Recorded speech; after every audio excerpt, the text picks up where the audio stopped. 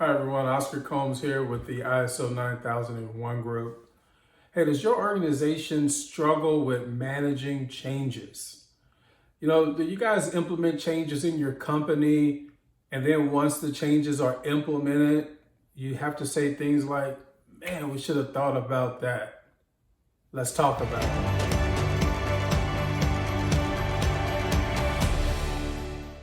So let's dig deeper into managing changes for organizations. And if we are honest, we all struggle with changes, not just organizations, people.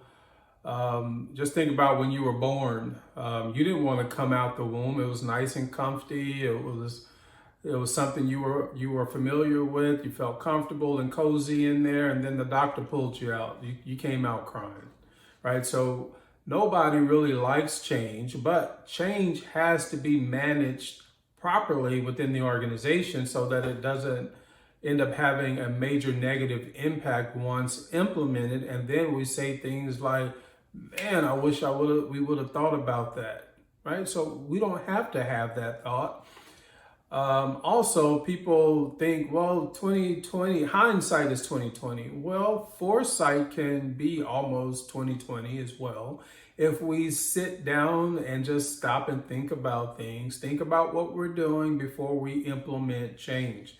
Now, fortunately for organizations, ISO 9001 clause 6.3 gives us guidelines when it comes to managing changes within our organization, right? So we're not just making changes, wake up one morning and say we want to change this, change that, and we're not thinking about the implications of those changes. So what does ISO 9001 6.3 say?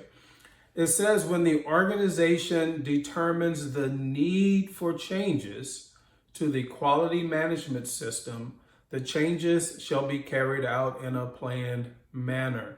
That's very important. First, it talks about when the organization determines. So when you determine the need for a change in your organization, that could be that time when you wake up and say, hey, we need to make a change. Well, what the standard says when you do that, you got to carry out the change in a planned manner. It could be someone has brought something to your attention that needs to be changed, or it could be a supplier that needs to be changed, or maybe we, from a strategic direction, we need to make changes within the organization.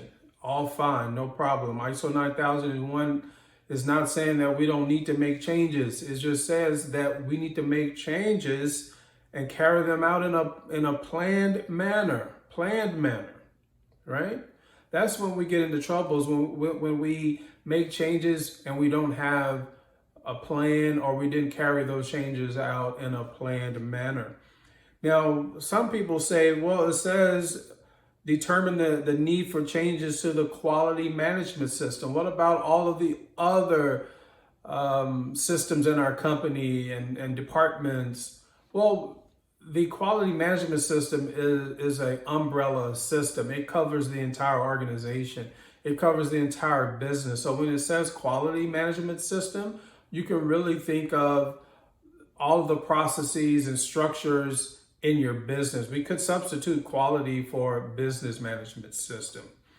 All right, so it also tells us that the organization shall consider certain things when planning the changes, right? So when you determine we have a need for a change, the standard says that we need to carry those out in a planned manner. And then it goes on to give us things that we need to think about as we are planning for the change, not during the change, planning before we implement the change. So it says, A, the purpose of the changes and their potential consequences. Now, how many of us, when our organizations make changes, we're sitting back thinking, why do we need to make that change? What's the purpose of this change?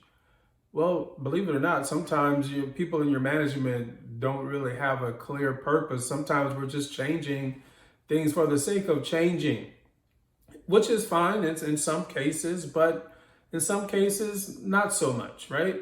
So when we implement a change or determine a change, when we're planning, we need to define the purpose of the change. Why are we making this change? And what are the potential consequences that come along with this change? That second part is really where a lot of people mess up. They don't think about the potential consequences of the change. So if we remove a service or a product from our company that we're no longer selling that, well, what are the consequences of that?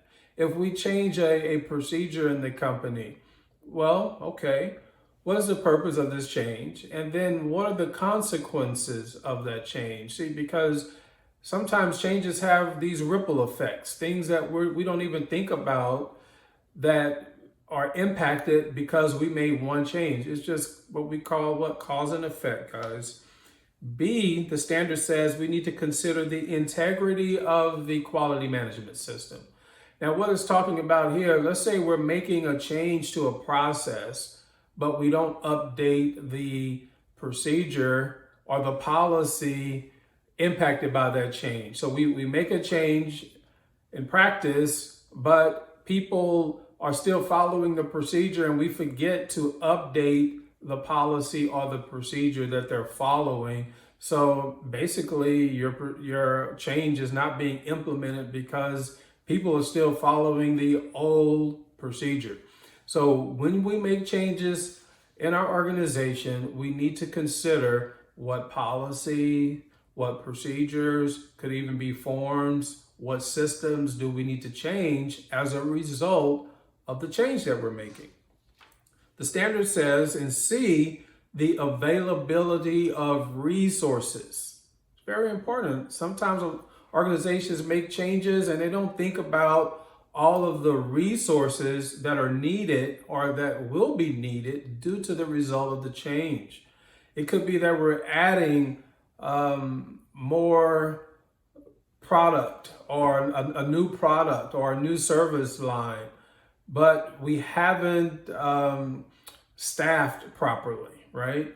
Or it could be that we are trying to increase throughput or productivity, but we haven't increased the resources to achieve that desired output, right? So when we make a change, we have to think about what resources do we need to effectively execute the change.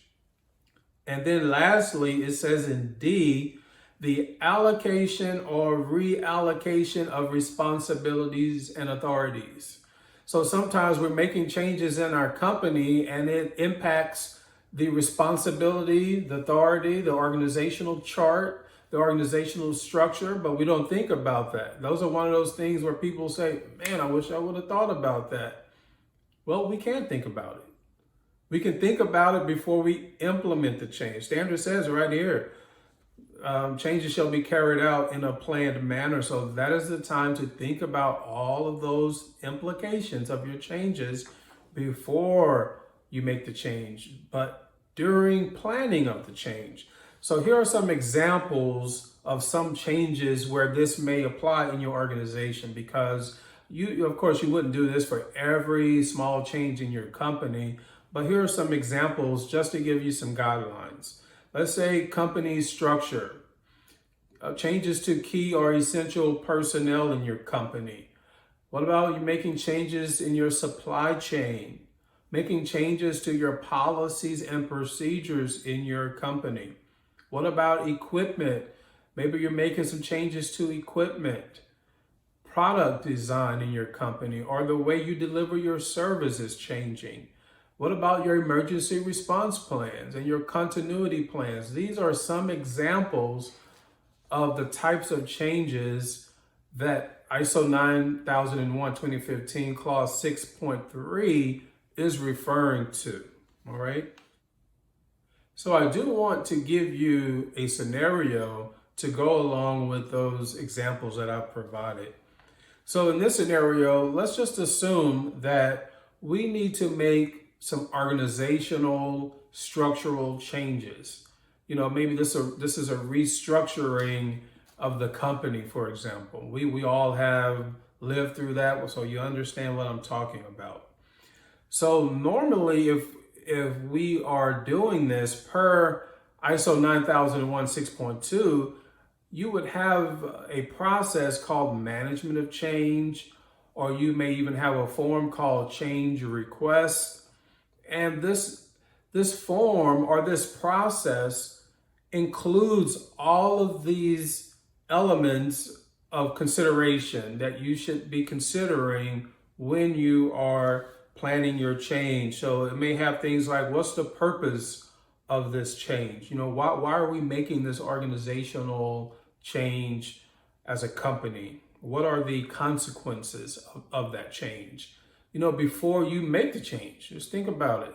The purpose, the consequences. These are not things that you want to have to think about after you make the change. Number two, it says impact policies and procedures. So if we're making an organizational change in the company, it may have an impact on existing policies and procedures, because in a policy or procedure, it may list certain departments or certain people or by position that are responsible for certain things. So if we're changing the structure, it may have an impact on those statements and policies and procedures.